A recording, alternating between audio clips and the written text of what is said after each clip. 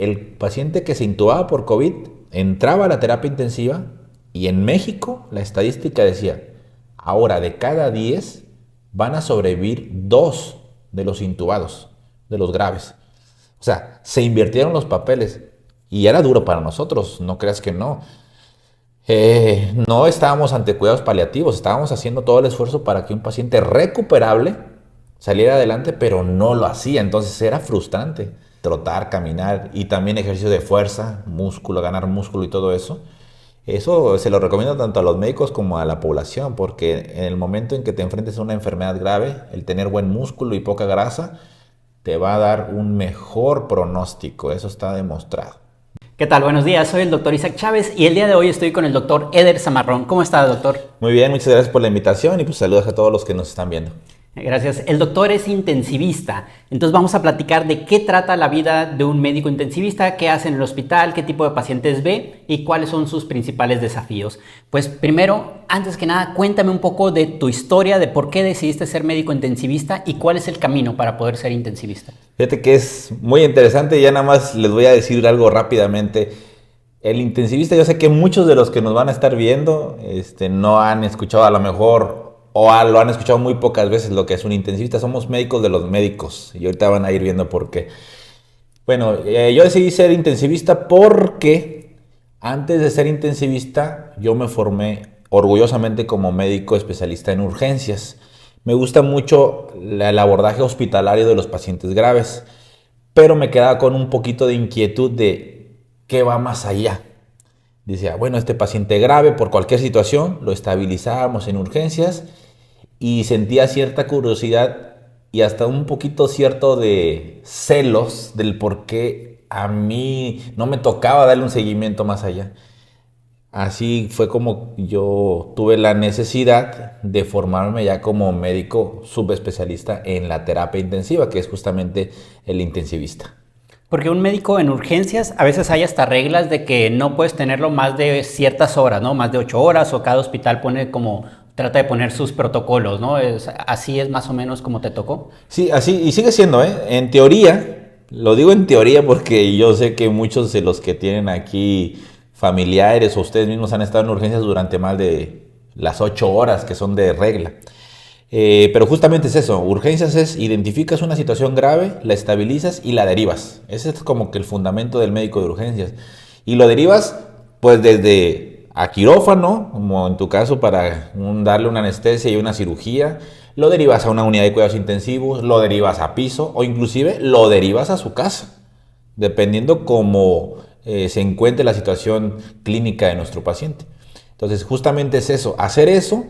Y tienes, en teoría, vuelvo a repetir, 8 horas para el abordaje.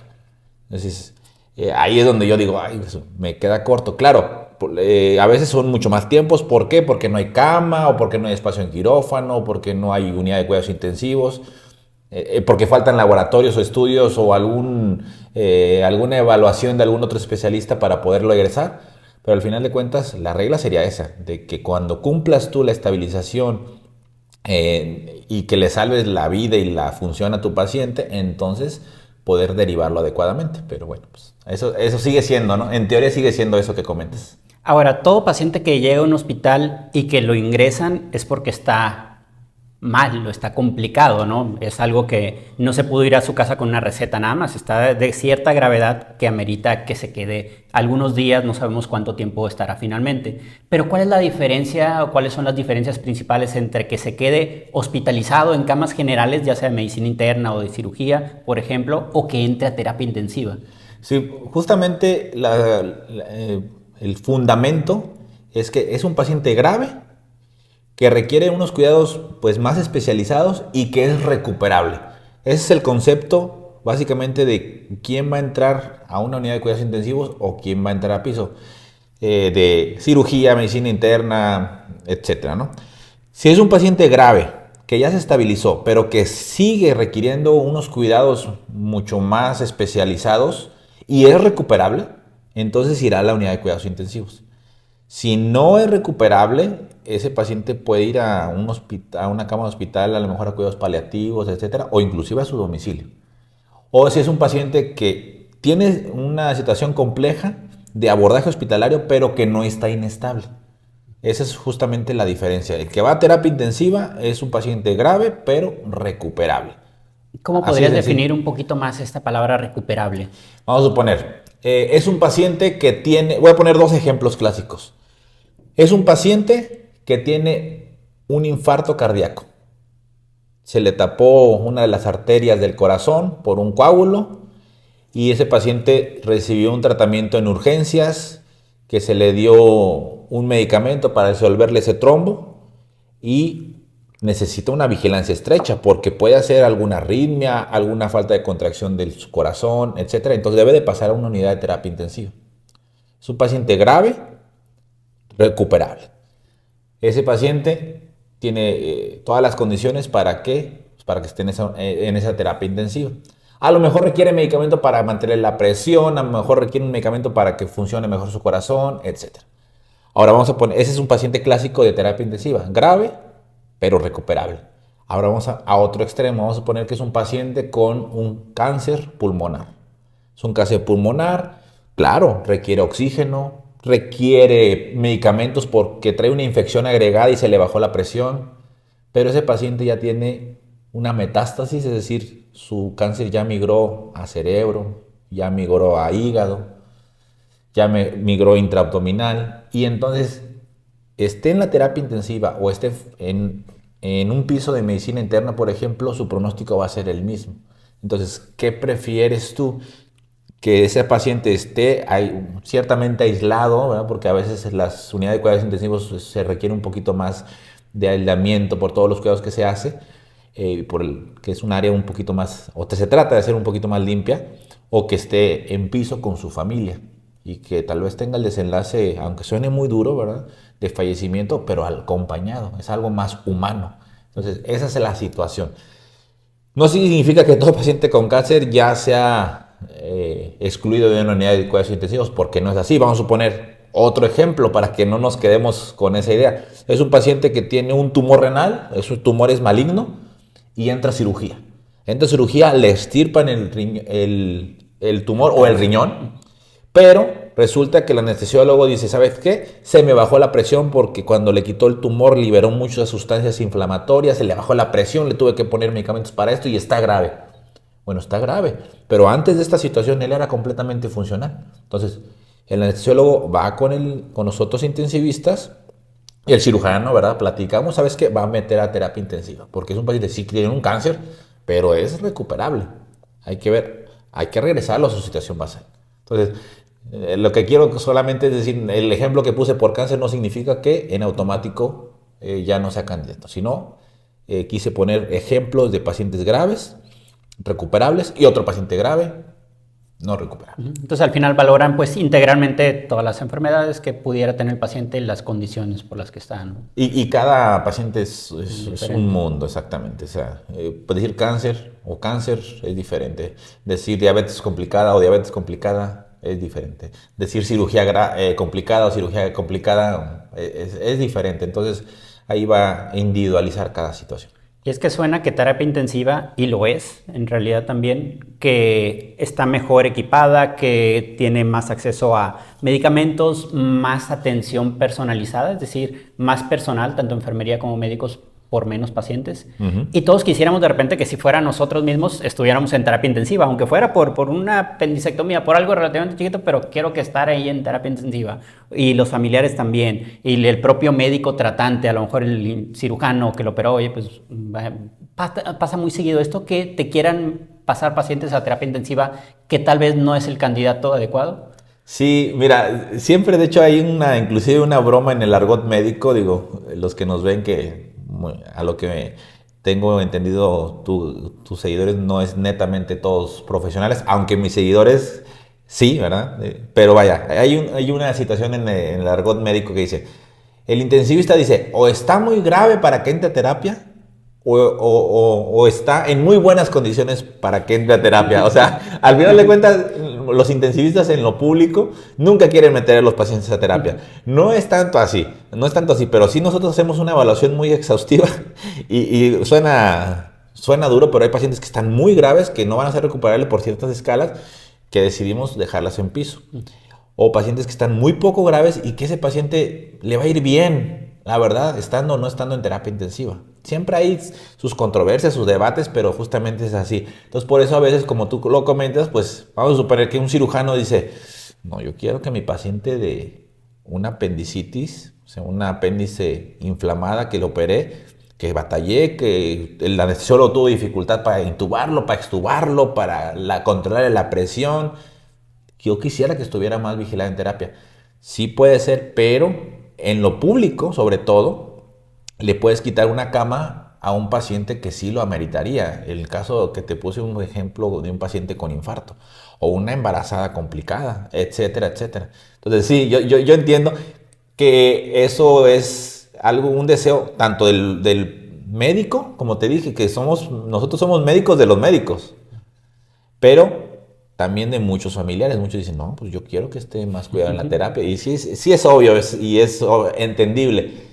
Pero eso cambia completamente en lo público, cambia completamente de lo público a lo privado. En lo privado, me duela decirlo, nos duela decirlo o nos duela aceptarlo, es diferente, porque ahí ellos pagan, los pacientes pagan o los seguros pagan, y el médico tratante decide quién entra. O sea, dice, ¿sabes qué? Voy a meterlo a terapia intensiva justamente porque quiero y porque hay más disponibilidad.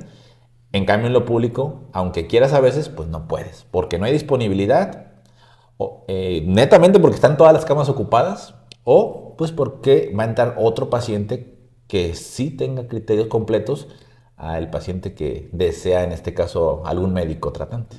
Que esta situación a lo mejor nos familiarizamos todos un poco más en los años previos con el COVID, ¿no? Sí, claro. Que desde el inicio de la pandemia fue como parte del plan dejar camas libres desde hospitalización para que quien pudiera estar en su casa se tratara en casa, y luego para el que estuviera hospitalizado solo algunos casos entraran en terapia por lo mismo, ¿no? Porque no todos son recuperables tal vez. Y cuéntame un poco qué secuelas dejó el COVID en cuanto a terapia intensiva. ¿Estás viendo pacientes que tienen secuelas pulmonares? ¿Está cambiando un poco el manejo que tienen? Si ya tienen antecedente que tuvieron COVID hace un año y estuvieron intubados. ¿Cómo está la situación actual también de que hay pacientes con neumonía actualmente? Fíjate que, bueno, para empezar, las secuelas que nos dejó el COVID, pues como médicos, pues es una situación de situación mental, de trastornos ahí psicológicos, psiquiátricos bien importantes, ¿no? Ahora ya tenemos hasta como que algo de estrés post-COVID, ¿no? Como médicos. Y nos cambió mucho la forma de ver. Inclusive a todos los que no son profesionales de la salud, ahora ya tal vez por eso conocen más al intensivista. Porque antes no se conocía, ahora ya se conoce. Ah, mira, el médico que maneja los respiradores. Básicamente somos nosotros. En cuanto a problemas o a secuelas, pues al menos para cuidados intensivos, me atrevo a decir que no es algo tan relevante. Las secuelas que han dejado los famosos síndromes post-COVID son más secuelas funcionales limitantes para consulta o algo ambulatorio. Eso es lo que más se ve. Secuelas cardíacas, secuelas pulmonares, secuelas inclusive de debilidad de funcionales de extremidades. Eso es algo que pasa en los pacientes COVID grave, que tuvieron COVID grave o COVID leve. Sí es una realidad que los pacientes que tuvieron COVID y estuvieron en unidad de cuidados intensivos sí quedaron con mucho más secuelas, ¿eh? O sea, quedaron con hay algo que se llama un estrés post-UCI, o sea, un síndrome post-UCI, post-terapia intensiva, así está descrito, es como un estrés postraumático, pero no solamente incluye lo psiquiátrico, terrores nocturnos, miedo, etcétera, sino también físico, inclusive cuestiones sexuales, ¿no? O sea, impotencia sexual, etcétera, pero también limitación funcional en lo respiratorio, en lo cardíaco y en lo neuromuscular, o sea, en general en la fuerza. Entonces, todas esas secuelas, para aterrizarlo, prácticamente no nos tocan mucho ya a nosotros. Ya lo va más el neumólogo, el cardiólogo, el médico rehabilitador o el fisioterapeuta, lo ven más en la consulta. ¿Va? Oye, ahorita que me hablabas de la parte de salud mental que se vieron afectados durante la pandemia, prácticamente todos los médicos y a lo mejor pues todavía un poco más fuerte los intensivistas, porque están, como bien dices, con los pacientes más graves. que algunos son rescatables o es parte de su criterio, pero no necesariamente porque entran se van a salvar. Así Y de es. hecho, pues todos entran graves y muchos no pasan. Cuéntame tú en lo personal, si hubo más estrés ya con la pandemia o ya en general estabas acostumbrado a este tipo de estrés, porque siempre habías estado, es tu formación, ver pacientes graves, ver pacientes que probablemente no sobrevivan, pero vas a intentar hacerlo. ¿Cómo está tu salud mental y qué consejos nos podrías dar? Bueno, sí y no estábamos acostumbrados. O sea, sí porque estás de acuerdo y están todos de acuerdo que desde el momento en que alguien entra a terapia intensiva, ya sabemos que se vuelve en el paciente más grave del hospital. Pues entonces ya estás como concientizado. Pero una terapia intensiva en realidad no tiene una mortalidad tan alta, ¿eh? En la actualidad, una terapia intensiva polivalente donde recibimos de muchos tipos de enfermedades no supera un 20% en la mortalidad. O sea, de cada 10 se van a salvar 8 o un poco más. Vaya, siendo muy objetivos. O sea, no tenemos tanta mortalidad, pero esto cambió completamente en el COVID, porque el paciente que se intubaba por COVID entraba a la terapia intensiva y en México la estadística decía, ahora de cada 10 van a sobrevivir 2 de los intubados, de los graves. O sea, se invirtieron los papeles y era duro para nosotros, no creas que no. No estábamos ante cuidados paliativos, estábamos haciendo todo el esfuerzo para que un paciente recuperable saliera adelante, pero no lo hacía, entonces era frustrante. Era una impotencia muy grave y mis compañeros, que somos pocos en el gremio como intensivistas a nivel México y a nivel mundial, es un gremio pequeño. Les repito, siempre me gusta esa frase, somos médicos de los médicos nosotros y médicos de ustedes o de los pacientes, ¿no? Pero somos más médicos de los médicos. Entonces sí era frustrante. Y comenzamos a tener pues algo que se llama como síndrome de burnout o síndrome del quemado. Te agotabas mentalmente el que tú hicieras tanto esfuerzo, porque es un esfuerzo muy grande un paciente grave con respirador o ventilador mecánico, con bombas para pasarles sedantes para que estuvieran bien dormidos, medicamentos fuertes para el dolor, o sea, hacían cálculos, nuestras compañeras enfermeras que son un pilar en la atención de los pacientes graves, es el esqueleto, los músculos, los nervios, las venas, arterias de la terapia intensiva, hablo por mi parte de la especialidad. También, tú las veías, lloraban porque sabes que se fallecía otro paciente. Son cosas que a lo mejor los familiares y la población en general pues, no ve, ¿verdad? Que nosotros pues, tenemos esos sentimientos, ¿no? Y sí nos queda mucho burnout, un síndrome del quemado, o sea, agotado mentalmente, agotado físicamente. Y comenzamos con terrores nocturnos, con ansiedad.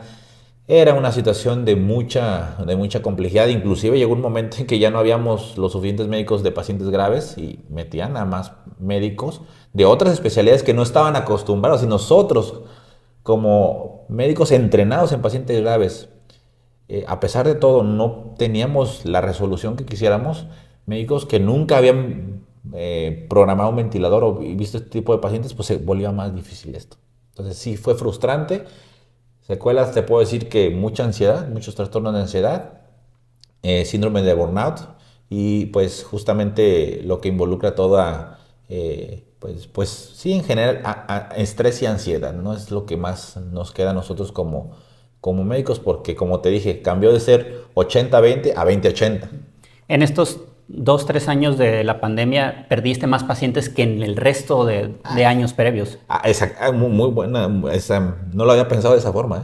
No lo había pensado de esa forma. Pero sí fácil, Pero dirías. sí, de acuerdísimo. Sí, no lo había pensado de esa forma y sí, era frustrante, porque había hasta como lista de espera para bajar a terapia intensiva. Entonces también todo el paciente que duraba fuera de terapia intensiva grave era como un poco, ¿verdad? Entre comillas, de tiempo perdido porque pues no se estaba vigilando tan bien, no porque no se quisiera, sino porque no se podía. O sea, tú sabes que en unos pisos de medicina interna o de cirugía, etcétera, que se habilitaron, o pisos de COVID, no es la misma capacidad en cuanto a recurso humano y a recurso tecnológico para vigilancia. Entonces era tiempo perdido. Entonces decías, pues le estoy perdiendo tiempo a ese paciente, me está ocupando la cama este paciente que yo sé que ya nomás estoy a veces ya nada más estabas esperando que falleciera porque ya no había más, ya no respondía. Entonces sí se volvió bastante frustrante eso que comentas de que perdimos más pacientes en muy poco tiempo que a lo mejor en muchos años.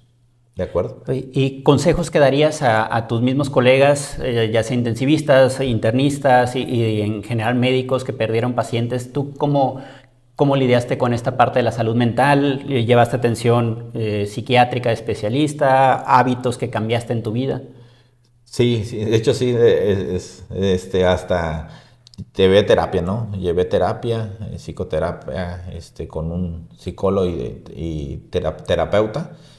Tomé también con un psiquiatra, prescribí medicamentos y todo. Entonces, mi recomendación para todos los médicos, igual y no solo intensivistas, sino cualquier médico, que no desapeguen el autocuidado. Y el autocuidado de la salud implica lo físico e implica lo mental. O sea, el autocuidado, buena alimentación, buenas horas de sueño, ejercicio, tanto aeróbico como anaeróbico, es decir, ejercicio que sea de trotar, caminar y también ejercicio de fuerza, músculo, ganar músculo y todo eso.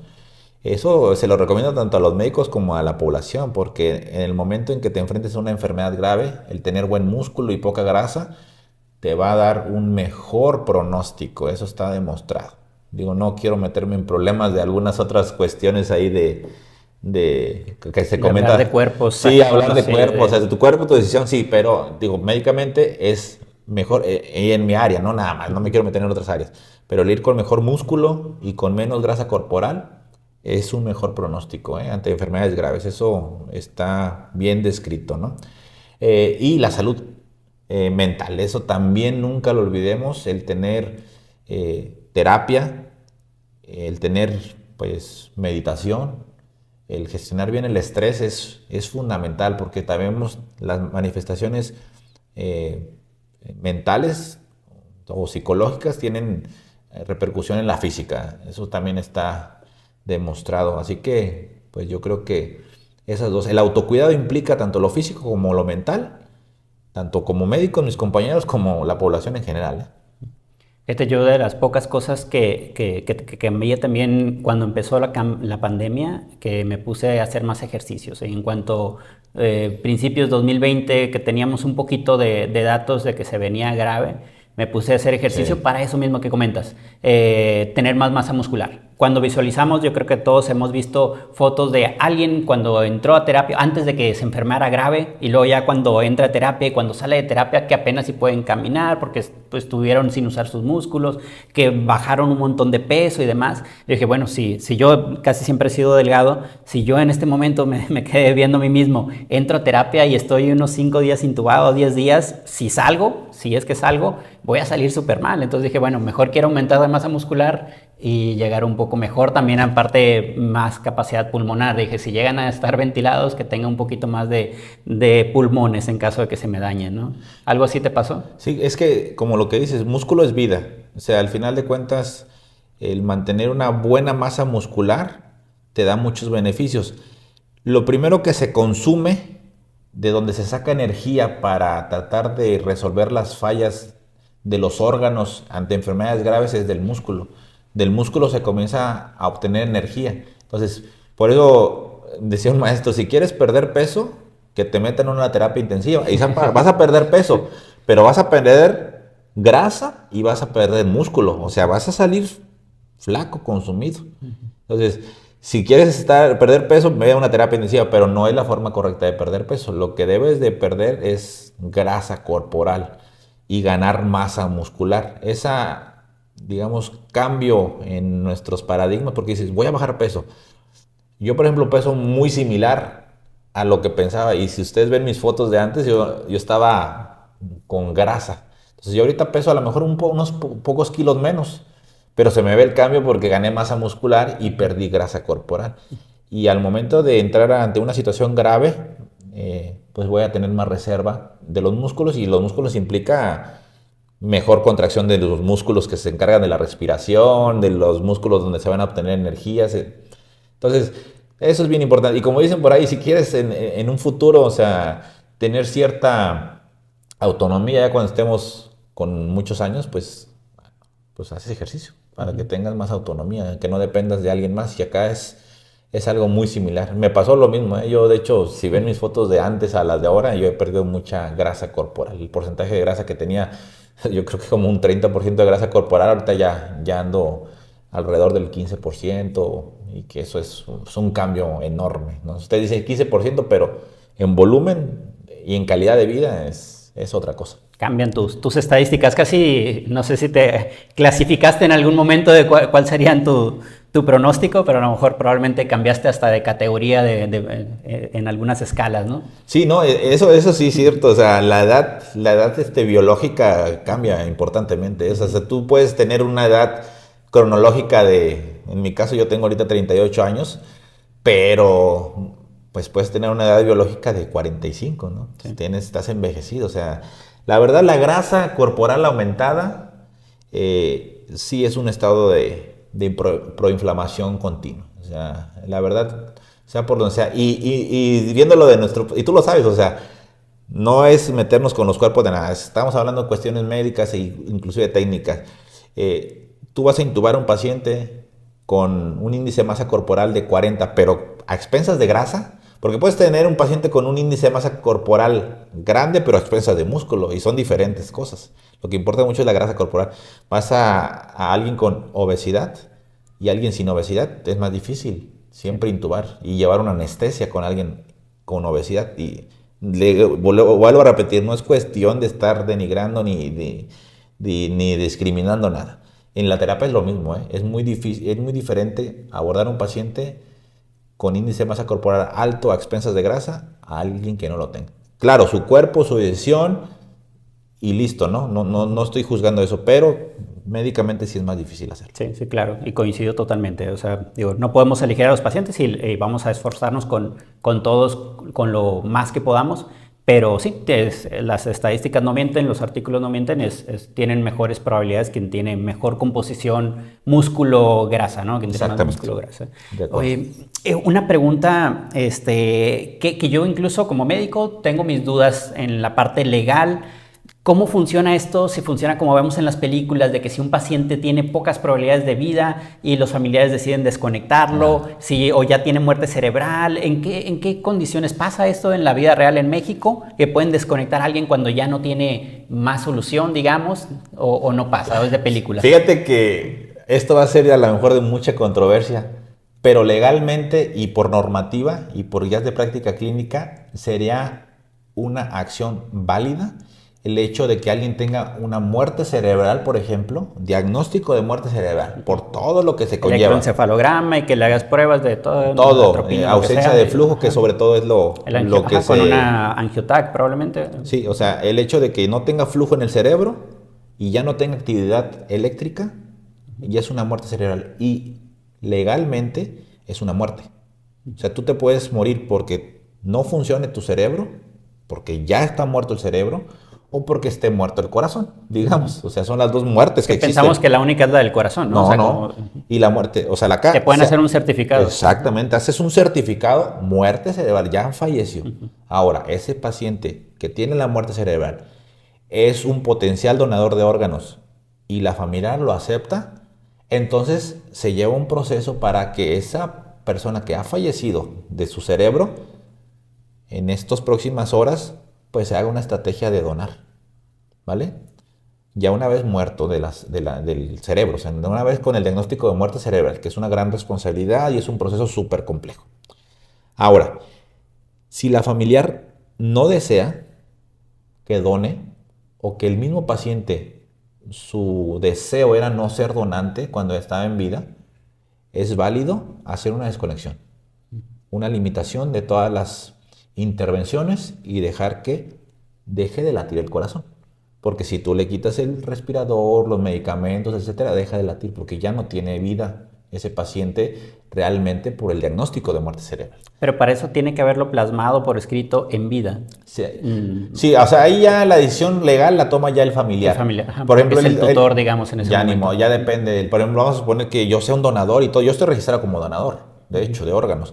Pero vamos a suponer que pues si mi esposa, mi hermano, etcétera, sea mi tutor en ese momento el que toma la batuta, Y aunque mi deseo en vida era ese, pues él dice, no, no quiero donar. Bueno, ya se respeta. Claro que a lo mejor por cuestiones sentimentales y eso, pues va a decir, no, si él quiso ser donador, yo voy a respetar su deseo. Yo creo que ¿Qué es lo sería que debería hacer? es lo que debería hacer, claro. Pero, o en un dado caso que alguien dijo, y él decía que no, pero yo creo que ya, que sí. No dejó firmado nada él en vida ni nada. Bueno, pues ahí la toma la decisión él de esa situación. O bueno, cuando son menores de edad, que también pues recae la responsabilidad del padre. Pero son cuestiones que en terapia intensiva son bien difíciles, ¿eh? No creas, o sea, todavía la cultura de la donación de órganos está muy limitada a nivel nacional. Y cuando ya es un candidato y que tienes todas, dices, "Oh, bueno, ¿sabes qué? Tiene todo. Tú no te metes como médico intensivista, ¿eh? Como médico intensivista tú no te, o como médico tratante no te metes en ese proceso para que no haya malas interpretaciones. Tú le hablas al comité de trasplante. Es un comité que viene aparte y habla con la familia. Tú ni siquiera tocas el tema. Tú le dices a la familia, ¿sabe qué? La situación por el traumatismo craneal grave que tuvo le condicionó una sospecha de muerte en el cerebro, muerte cerebral. Entonces ya viene el neurólogo, viene el neurocirujano, o inclusive también tiene la capacidad del mismo intensivista y comienza a hacer el diagnóstico de muerte cerebral. Lo corroboras y tú le dices a la familia que tiene ya el diagnóstico, ¿sale? Así tal cual. Y en ese momento ya avisaste al comité y el comité ya se encarga de hablar directamente con la familia. Tú no tienes que tocar el tema de que puede ser donador porque se puede malinterpretar. La familia va a decir, no, por querer ser que done, lo dejaron que se le muriera el cerebro, etcétera, etcétera. Cuando sabemos que no es así, ¿no? A veces de fuera se ven las cosas muy diferentes y yo entiendo, ¿no? A veces la falta de comunicación del médico con el familiar puede causar estas dudas, pero créanos que no es así. Créanos con todo el corazón que no es así. El médico siempre hace lo mejor por su paciente, enfermería igual, y todo en general los profesionales de la salud, rehabilitadores, los kinesiólogos, fisioterapeutas, inhaloterapeutas, biomédicos, todos los que estamos hacemos lo mejor, y tú lo sabes, pero vaya, se puede malinterpretar, por eso se hace ese proceso. ¿Y qué preguntas, ahorita que hablas pues, de estas, la comunicación con los familiares es muy importante en todos los pacientes, pero en el caso de terapia intensiva, cuando sobre todo el paciente está intubado, que no puede responder y que tienes que hablar con familiares, ¿qué es lo que te gustaría que todos los familiares supieran? O que ya sea porque te lo preguntan mucho o porque cuando se los explican no lo comprenden del todo bien. ¿Cuáles son los problemas de comunicación tal vez más frecuentes? Mira, aquí voy a decirte algo que a lo mejor a mis compañeros médicos no les va a caer bien. La diferencia a veces de informes que hay entre el médico tratante y el médico intensivista. Les repito, y es algo que yo sé que se les va a quedar muy grabado. El médico intensivista es el médico del médico. Entonces, nosotros damos un informe al familiar directamente, pero también le damos un informe al médico. ¿Sale? Ahorita me recuerdas como quiera, si me desvío un poco, pero ahorita me recuerdas. Lo que quiero decirles es lo siguiente. La terapia intensiva es como un kinder. Y el papá del paciente, el papá del niño, es el médico tratante. Vamos a suponer que es un cirujano. Un cirujano que operó y que tuvo una complicación, no por su técnica, sino por complicaciones descritas. Y el paciente va a terapia intensiva. Él sigue siendo el médico tratante. Él es el papá. Ahora lo mete al kinder, a la terapia intensiva. Nosotros somos las maestras o los maestros. Nosotros tenemos la responsabilidad ahí del paciente, pero también tenemos la responsabilidad con su papá, con su médico tratante. Sí. Entonces yo tengo esa dualidad. Ahora, pues él sigue siendo su papá. Aunque yo sea la maestra y todo, él sigue siendo su papá, él sigue siendo su médico tratante. Entonces, yo le doy una información al médico tratante y yo le doy la información pues al familiar. Pero a veces el médico tratante también lleva su misma cronología de informes y nos llega a suceder de que dice, doctor, ¿cómo está mi paciente? Mire, su paciente está grave porque tiene un respirador, porque tiene medicinas para la presión, para el corazón, le estamos poniendo medicamentos para el riñón. Entonces dice, oiga doctor, pero a mí el médico me dijo que la cirugía fue un éxito. El cirujano, es decir, ¿Sí me explico? quedó muy bien suturado por fuera. Y claro, y no es, vaya, no quiero crear controversias con mis compañeros quirúrgicos. Y están en lo correcto. O sea, técnicamente fue un éxito. Le lograron parar el sangrado, le lograron quitar el tumor, etcétera. Le lograron quirúrgicamente hacer lo correcto. Pero eso no significa que no vaya a haber unas consecuencias de ese estado de gravedad que tuvo. Yo siempre les digo que es como una polilla. Una polilla o una termita en la madera. O sea, tú matas la polilla o matas la termita. Pero el daño quedó en la puerta, ¿estás de acuerdo? Y esa puerta a lo mejor se repara o a lo mejor no. El hecho es de que tú ya atacaste y ya mataste, en este caso, a la plaga que condicionó el daño. Pero el daño ahí quedó. Igual un tsunami. Un tsunami va y un tsunami se va. Y tú dices, bueno, ya se fue el tsunami. ¿Ya todo está bien? No, no está bien. Nosotros nos encargamos de esas secuelas agudas, graves, para tratar de limitar. Es un batazo, es un hit. El batazo se da y ya ocurrió. Ahora hay que tratar de limitar todo el daño. Y eso sí, yo creo que a veces lo que puede haber un poquito siempre de duda y de inconformidad con el familiar. El familiar es lo que tiene duda. De que, oiga, lo que es que aquí me dijeron una cosa y usted me dice otra cosa diferente. ¿A quién le creo? Entonces, ese consejo va también más para los cirujanos que para el familiar, ¿no? Y para los médicos, el cardiólogo, lo mismo, vaya. Internista. No quiero crear una controversia, solamente que el familiar que me esté viendo, o sea, escuche las dos, y los dos tienen cosas de razón. Tal vez yo tengo un sesgo también, porque yo veo las cosas graves y todo, y tal vez el tratante, ya sea clínico o quirúrgico, clínico me refiero a todos los de la rama de medicina interna, cardiólogos, neumólogos, nefrólogos, etcétera, y los quirúrgicos, todo lo de la rama de cirugía, ahí tú y yo quedamos en medio, ¿no? O sea, quedamos en medio de los dos, porque tú también eres como un médico de médicos, o sea, sí. tú trabajas. Sí, nosotros aplicamos esta misma broma que decías de la anestesia fue un éxito, ¿no? O sea, sí, claro. No le dolió al paciente. Y fue verdad. Pero, sí. Y es verdad, y tienes toda la razón, vaya. Pero entonces, aquí lo que le quiero decir en este caso a los que tienen algún familiar grave en un momento dado, pues escuchen las dos. Y en un momento dado, pues lo ideal sería que los informes se den en conjunto. Lo ideal sería eso, ¿sale? En un momento dado que se den en conjunto. El anestesiólogo es como cuando tiene una cirugía que no esté grave. Sale el anestesiólogo y sale el cirujano, y salen los dos y les dan informes. Muchas veces, a veces no, ¿verdad?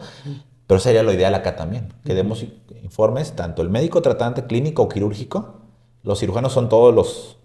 No nada más el cirujano general, el cirujano de tórax, el cirujano... El otorrino, el otorrino, sí, exacto, el oftalmólogo, el ginecólogo, traumatólogo, ortopedista que dices, o sea, todos son cirujanos, al final de cuentas, son dos grandes ramas, ¿no? Entonces, lo ideal sería que fuéramos en conjunto los informes. Primero que se hable la cuestión de la especialidad correspondiente, de la especialidad apoyo que somos nosotros, y que entonces demos un informe pues conjunto, ¿no? En la privada pasa mucho más que en lo público. En la privada me dice, por ejemplo, el neurocirujano, oye, ¿puedes salir conmigo para dar informes? Sí, yo le doy informes.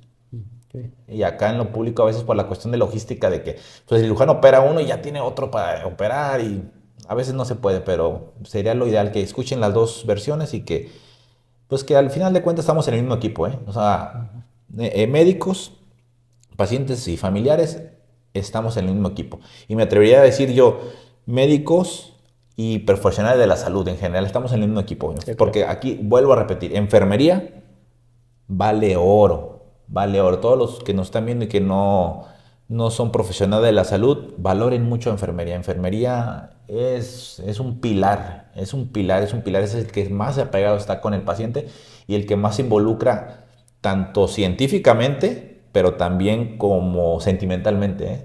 Enfermería es un poquito más en ese aspecto. Es como humanidad, mucha ciencia, y pues sí, como mucho cariño, que luego hasta a veces se lo toman muy, muy a pecho y son los que a veces más están preocupadas y sufren por las cuestiones de desenlaces no favorables. Sí. Y a veces son las que menos valoran, porque el familiar dice, ay, el doctor. Y cuando yo digo, pues sí, pero yo no se hubiera hecho nada sin enfermería. O sea, no es que la enfermera sea la mano derecha del médico, sino que enfermería y medicina son unas competencias que van juntos. Sí, es un equipo, como Es uno un dice, equipo. sí. No, y el familiar, a lo mejor el familiar no se da cuenta, pero quien sí se da cuenta es el paciente, sobre todo el Sí, trabajo de enfermería. sí, Mi hermana justo es enfermera intensivista o sea, yo sé de cerca todo lo que estudia y todo lo que trabaja. claro. Y claro, mis respetos para todo el personal de enfermería. Oye, por último, una pregunta más en general. ¿Qué avances han ocurrido últimamente en terapia intensiva y qué pronósticos, qué visión tienes del futuro, de cómo va a mejorar? Porque en terapia intensiva se parece a algo a anestesiología en cuanto a tenemos buenos monitores, Sí, generalmente tenemos más recursos, que eso me gusta. O sea, el típico paciente hospitalizado no siempre tiene un monitor ahí en la cama de su cuarto, ¿no? Generalmente no lo tiene. Pero terapia intensiva tiene buenos ventiladores, tiene buenos monitores, buenas bombas de perfusión, tiene atención centralizada. Eso es muy parecido a anestesiología. sí. Y nosotros, al menos en anestesiología, vamos muy enfocados siempre a darle más seguridad. Casi toda la inversión y todo va a hacer que las cosas, los eventos adversos pasen menos seguido, que obviamente tenga más sobrevivencia el paciente, que en general hacernos parecidos a un avión, que el avión tiene un montón de sensores, un montón de protocolos, un plan B, un plan C, un plan D, los capacitan, hacen simulación de todo. ¿Es algo así en terapia intensiva? ¿Cómo ves el futuro? Sí, o sea, desde ya el presente, ya estamos más avanzados en ser más dinámicos. Es decir, en nosotros detectar las situaciones que pueden tener un desenlace hacia algo fatal, o sea, hacia fallecimiento o hacia falla de alguno de los órganos, porque nosotros cuidamos mucho los diferentes órganos para que, uno, salvemos la vida y dos, salvemos la mejor función, que quede con la mejor función posible, ¿no? Entonces, ahora en la terapia intensiva, gracias a diversa tecnología, una de ellos es el ultrasonido, no como lo conoce la gente como el radiólogo, sino nosotros hacemos un ultrasonido que digamos, nos pone en alerta, nos da banderitas cuando ese paciente, aunque esté estable ahorita, o esté estabilizado, mejor dicho, porque nosotros usamos intervenciones que estabilizan las diferentes funciones de los órganos, que esa intervención que estamos haciendo a lo mejor muy prontamente va a ser insuficiente. Entonces, tenemos ya más tecnología, afortunadamente, para predecir cosas. Digo, no como un tarot, no como así brujería, sino que cosas científicas que decimos, ¿sabes qué? El paciente en estos momentos tiene elevación de esta situación en el riñón. Aunque ahorita esté orinando bien y aunque ahorita esté sacando las toxinas, ¿sabes qué? En las próximas horas va a fallar. Porque ya detecté que con el ultrasonido le llega menos flujo al riñón. Ah, ya, entonces ya estamos con mucha lógica y con tecnología y con respaldo en estudios científicos haciendo cosas de predicción hacia deterioro. Tanto en fallas de los diferentes órganos como objetivizar más las cuestiones de nuestras intervenciones. Monitorizamos más y ya sabemos que nuestro paciente no tiene dolor, porque ya tenemos un monitor para eso, o porque tenemos escalas para eso. Sabemos que mi paciente está bien sedado, porque tenemos tecnología para eso. Entonces sí, se parece mucho a anestesia, y de hecho nosotros copiamos muchas cosas de anestesia. El monitoreo de la sedación, cuando el paciente está intubado, el monitoreo del dolor, cuando el paciente también tiene dispositivos como el mismo tubo de que va a la garganta y que va al ventilador, al respirador, los tubos que se le ponen para resolver pues, complicaciones de los pulmones, para monitorizar la orina, etcétera. Todo eso nosotros lo hemos copiado un poco de anestesio y viceversa. Anestesio ha copiado un poco cosas de terapia intensiva para, uno, objetivizar lo más posible nuestras intervenciones y dos, para identificar a tiempo posibles complicaciones y para actuar cuando haya complicaciones. Entonces, eso es, yo creo, el presente y es el futuro, ¿no? Seguir con esta misma tendencia de hacerlo a la cabecera del paciente para actuar más rápido y que, uno, no fallezca y dos, que sobreviva con las menos complicaciones posibles. Excelente. Oye, pues muchísimas gracias por tu tiempo. Es un honor siempre. Aprendo mucho. Yo creo que ya te conocen, pero igual aquí vamos a dejar tus redes sociales para que te contacten para cursos, para conferencias y para que te sigan en tu canal, que publicas mucho contenido de terapia intensiva, mucho contenido de ventilación mecánica, muy útil para todos los médicos. Muchas gracias por la invitación y gracias a todos los que estuvieron pues, en este contenido. Muchas gracias. Sale. Pues listo.